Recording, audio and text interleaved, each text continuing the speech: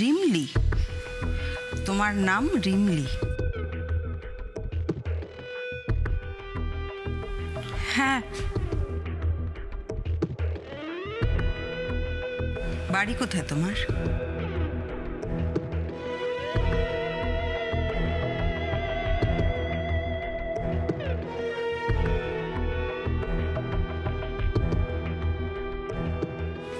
কি হলো বলো, বাড়ি কোথায় তোমার? গ্রামে। কি গ্রামে? গ্রামে মানে কোন গ্রামে? গ্রামের নাম কি? মুখ খোলো না রিমলি, মুখ খোলো না।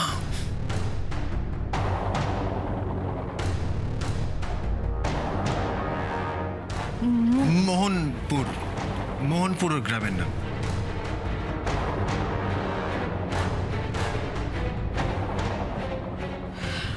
ওর গ্রামের নাম তুমি কি করে জানলে বেটা? আর আর বলো না মম, আসলে মানে ওর জ্ঞান ফেরা অবধি আমি আর পরমই ব্যাপারটা ডিল করছিলাম, কারণ ওই পুলিশ সবকিছু জানতে চাইছিল। আর মানে ওর নিজের নাম আর গ্রামের নাম ছাড়া কিছুই এখনো বলে উঠতে পারেনি।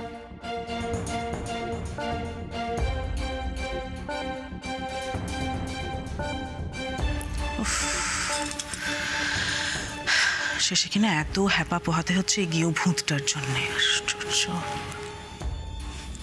কেউ হতে পারে কাকিমণি, কিন্তু মানুষ। বেচারি মেয়েটাকে আমাদের জন্য অনেক কষ্ট পোহাতে হয়েছে, অনেক কষ্ট তো বটেই, আমার কারণে একটা মানুষের স্মৃতি হারিয়ে ফেলল। ছি ছি ছি ছি ছি ছি ছি, এত গিল্টি ফিল হচ্ছে বলে বোঝাতে পারবো না। গিল্ট ফিল বাদ দাও ইন্দ্র, ঈশ্বরকে ধন্যবাদ দাও। হ্যাঁ, এই মেয়েটা যদি আজকে স্মৃতিলোপ না পেত না, তাহলে এতক্ষণ তুমি জেলের ভাত খেতে বসে। কার গলা পাচ্ছে সৌমিলি? কে এসছে?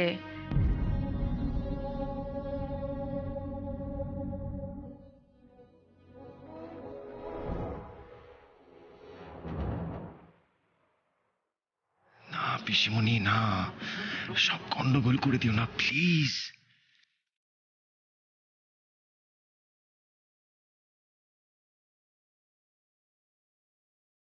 পিসিমণি, পিসিমণি, ওর নাম রিমলি। ওই আমাদের গাড়ির সামনে। আচ্ছা, এই জন্য উদয় চায় না যে আমি রিমলির সঙ্গে পরিচিতিটা প্রকাশ করে ফেলি। শোনো রূপজিৎ, তুমি ইমিডিয়েটলি রিমলির হাতে কিছু টাকা পয়সা দিয়ে ওকে ওর গ্রামে ফেরত পাঠানোর ব্যবস্থা করো। ওকে বৌদি।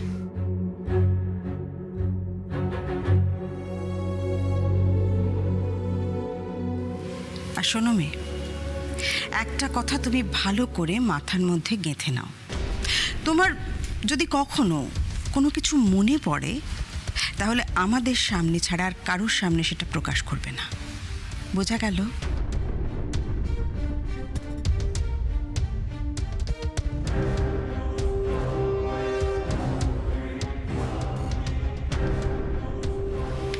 বেশ, এবার তুমি এসো।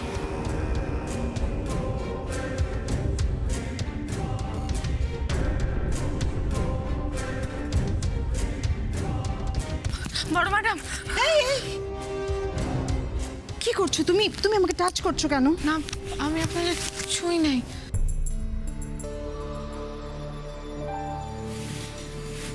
আমার টাকা লাগবো না বড় ম্যাডাম, আমার একখান কাজ দেন। হোয়াট?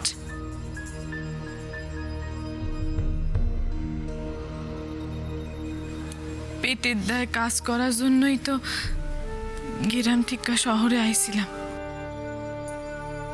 তখনই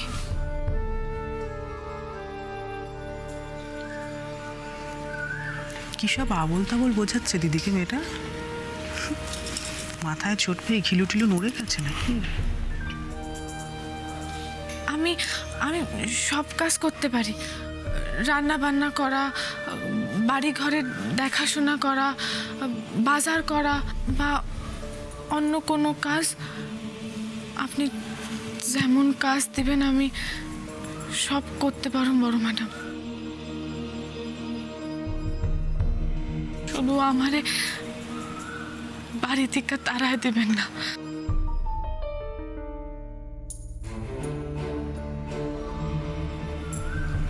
আপনার কাছে আমি হাত জোর করি। আরে আরে আরে কি বারণ করা সত্ত্বেও আপনি ঢুকে পড়ছেন কেন? চুপ!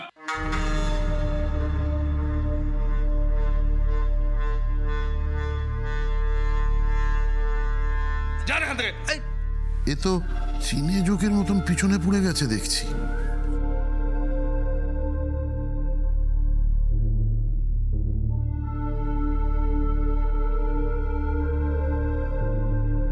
কি ব্যাপার অফিসার? হঠাৎ এইভাবে না জানিয়ে একটা ভদ্রলোকের বাড়িতে ঢুকে পড়ছেন, ব্যাপারটা কি? তার আগে আপনি বলুন, পুলিশকে না জানিয়ে ইনভেস্টিগেশন চলাকালীন ভিকটিমকে নিজের বাড়িতে তুলে এনেছেন কোন সাহসে মিস্টার মুখার্জি?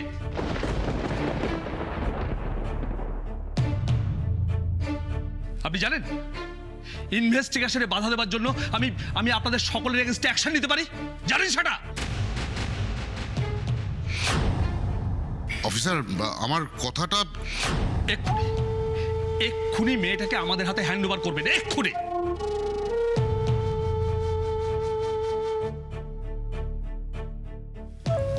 এক মিনিট অফিসার।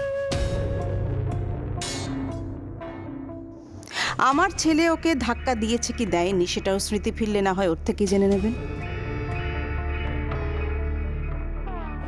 কিন্তু এই যে একজন অসুস্থ মানুষকে আমরা আমাদের বাড়িতে আশ্রয় দিয়েছি, তার ট্রিটমেন্ট করাচ্ছি, এমনকি ও সুস্থ হয়ে গেলে ওকে একটা কাজ দেব বলেও কথা দিয়েছি।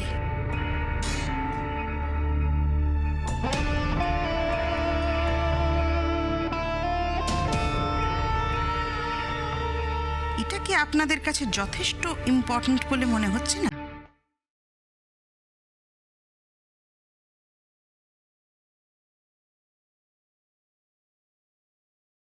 তার বদলে আমারই বাড়িতে ঢুকে আমার ফ্যামিলিকে হ্যারাস করাটা খুব ক্যাজুয়াল মনে হচ্ছে আপনার? কে কোন বিষয়ে ক্যাজুয়াল সেটা এক্ষুনি ক্লিয়ার হয়ে যাবে ম্যাডাম। এই মেয়ে, উনি যা বলছেন ঠিক বলছেন?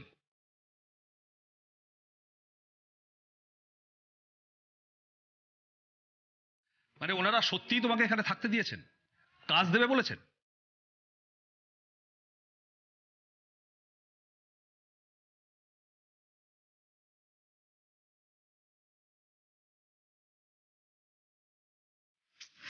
আমি বলছি শোনো রূপ, এই মেয়ে এখন ঠিক উল্টো সুর গাইবে, তুমি দেখো। এমনিতে তো দিদি ওকে ভাগিয়েই দিতে চেয়েছিল। হ্যাঁ স্যার, বড় ম্যাডাম সত্যি কইতাছেন।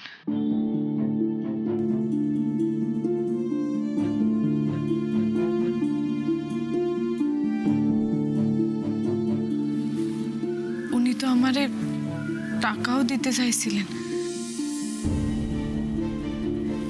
কিন্তু আমি নিই নাই। তার বদলে আমি আমি ওনার কাছে কাজ চাইছি।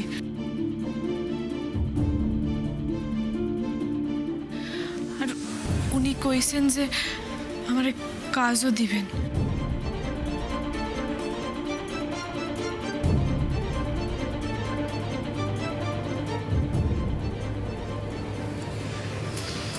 গরিব মানুষ বলেই খারাপ ধান্দাবাজ হয় না কাকিমণি। আমাদের বোধহয় আগে থেকেই অহেতুক কারোর উপর এত সন্দেহ করা উচিত নয়। অফিসার, আশা করি এখন আপনার যাবতীয় ডাউট দূর হয়েছে। বেশ, তাহলে তো মিটেই গেল।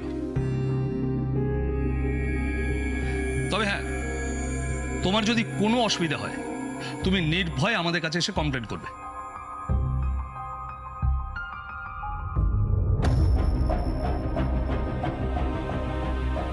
চলি।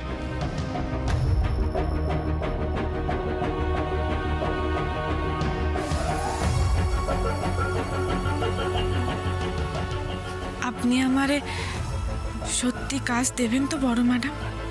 ভেবে দেখব। লোপাপ, জনার্দনকে বলে ওকে আমাদের সার্ভেন্ট কোয়ার্টারে একটা থাকার ব্যবস্থা করে দাও।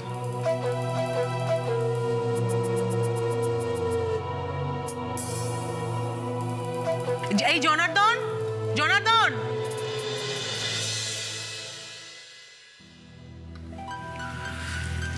পিসিমণি, তুমি জনা কাকাকে একটু বুঝিয়ে বলো যাতে উনি রিমলিকে দেখে রিয়াক্ট না করে ফেলেন। হ্যাঁ ঠিক আছে, কিন্তু উদয় রিমলি কলকাতায় এলো কি করে? আমি বলবো সব কিছু পরে। ওফো, এই জনার্দনটা না কানেও সবসময় ঠুলি পরে বসে থাকে। এই জনার্দন, জনার্দন! লোপা থাক, আমি রিমলিকে নিয়ে যাচ্ছি, আর জনাতাকেও যেটা বলার আমি বলে দেবো। হ্যাঁ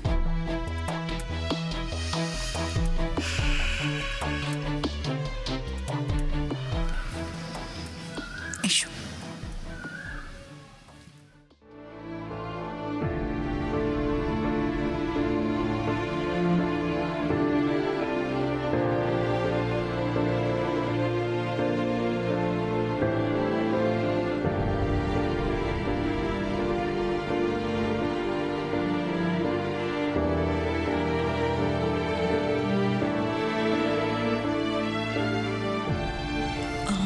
উদয়, তোমার তো কাল থেকে অনেক ধকল গেছে, তুমি যাও গিয়ে একটু ফ্রেশ হয়ে নাও। দিদি, তুমি উদয়কে পার্টির কথাটা বলবে না? কিসের পার্টি? আসলে তোমার অনারে আমি সন্ধ্যেবেলা একটা পার্টি অ্যারেঞ্জ করেছি, সৃজারাও আসবে সবাই।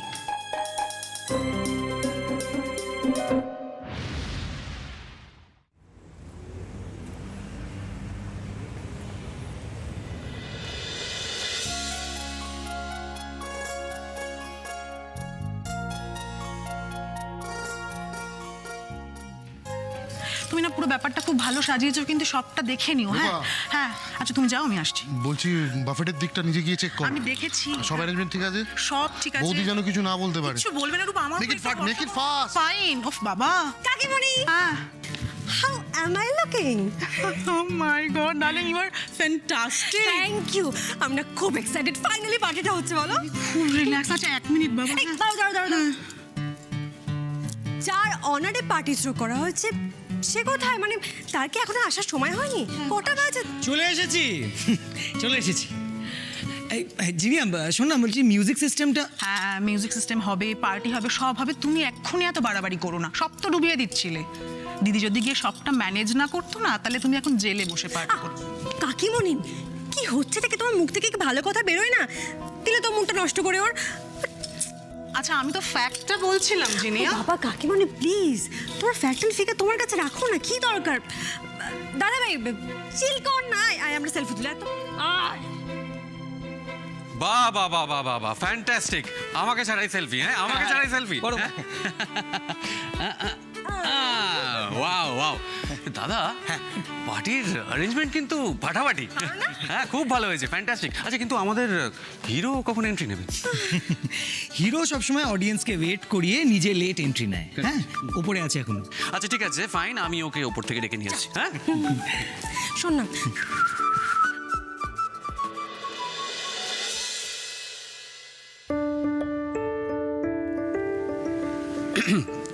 কি ম্যাডাম, মুড অফ? কই না তো। কই না তো? আমার চোখ কিন্তু ডিটেকটিভের চোখ। হ্যাঁ, মিথ্যে বললেই ধরা পড়ে যাবে, ঠিক আছে? আচ্ছা ঠিক আছে, আমি চট করে উদয়কে নিয়ে আসি। হ্যাঁ, এ কি, উদয় এখনো নামেনি?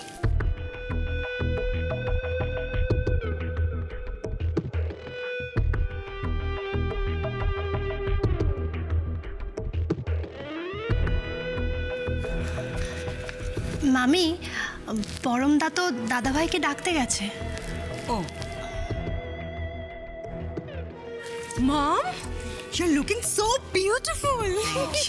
তোমাকে কি সুন্দর দেখাচ্ছে গো দিদি, কি ইয়াং। তুমি না আজ এক্ষুনি চাইলে আরেকবার বিয়ে করতে পারো। তুমি অতিরিক্ত কথা বলা আমি কোনোদিনই পছন্দ করি না। সেটা আর কতবার বলতে হবে তোমায়?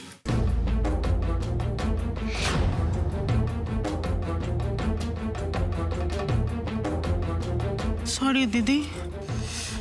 যা যা বলেছিলাম সেই মতো সব অ্যারেঞ্জমেন্টস হয়েছে তো? হ্যাঁ হ্যাঁ দিদি, সব সব সব। ভুলে যেও না, আজ কিন্তু শুধু সৃজা নয়, ওর প্যারেন্টসরাও আসছেন। সুব্রত দা, কমলিকা দুজনেই আসছে আমাদের বাড়িতে। ওদের আতিথেয়তার যেন কোনো ত্রুটি না হয়। কোন বাড়িতে ওরা মেয়ে দিচ্ছেন সেটা ওদেরকেও তো দেখতে হবে, তাই না? হ্যাঁ দিদি, তুমি একদম চিন্তা করো না, তুমি আমার উপর একটু ভরসা করো। তুমি পরমকে যে দায়িত্বটা দিতে বলেছিলে, আমি কিন্তু সবটা বুঝিয়ে দিয়েছি। বলছি উদয় ওর ঘরে নেই।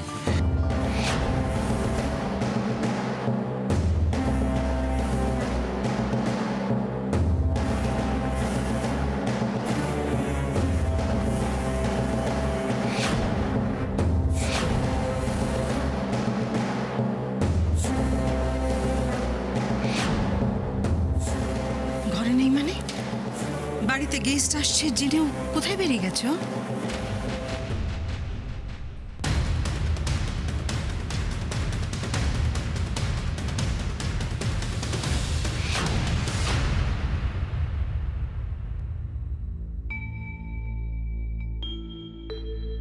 সত্যি নাকি গল্প তুই খুশি হবি অল্পে তুই কবে যে তুই নিজের কথা ভাববি ও রিমলি তুই তেপান্তরের কাব্যি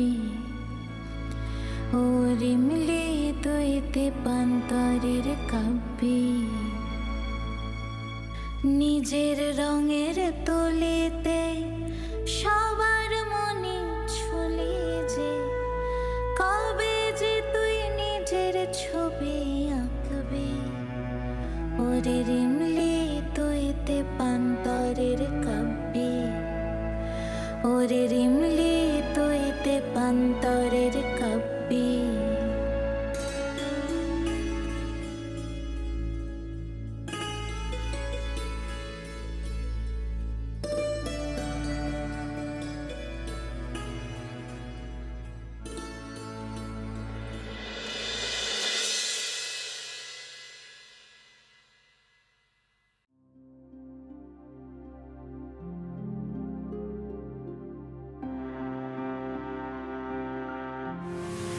তোমার ভরসাতেই তো এই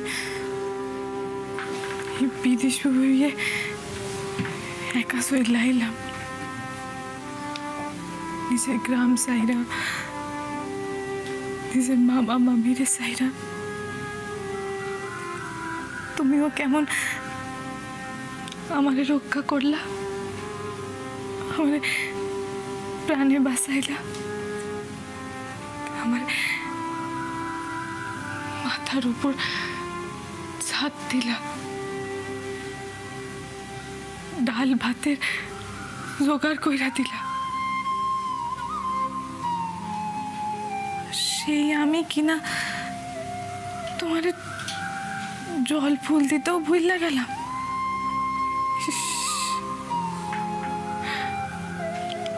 আমি না জানো তো এরম একটু ভুইলা যায়। তুমি কিন্তু তাতে রাগ করো না কেষ্ট ঠাকুর। আমার এই ভুলের জন্য কিন্তু তুমি আমার বাড়ির মানুষগুলারে শাস্তি দিও না কেমন? সবাইরে ভালো রাখো। একটু ভুল লাগেছিলাম তো, তাই তোমার দিতে পারি না।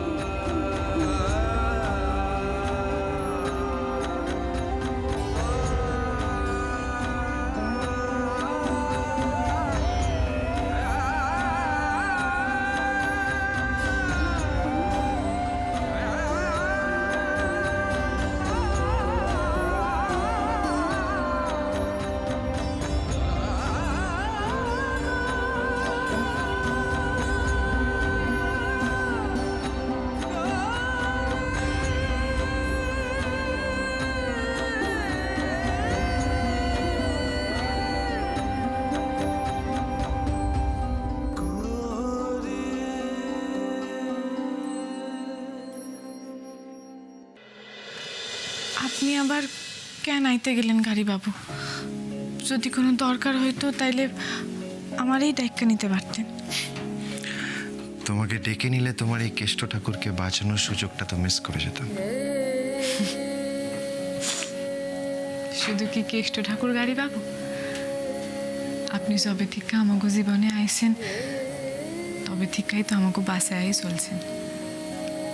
একটা গোটা গ্রাম আপনার মুখের দিকে সে নতুন কইরা বাসার আশার আলো দেখছে গাড়ি বাবু। না রিমলি, আমি সেরকম ভাবে তোমাদের জন্য কিছুই করতে পারিনি। মানে এত বড় অ্যাক্সিডেন্টের পর তোমার আমার বাড়িতে আসা, এখানে থাকার ব্যবস্থা, এই সব ডিসিশনগুলি তো আমরা জাস্ট তোমার উপর চাপিয়ে দিয়েছি।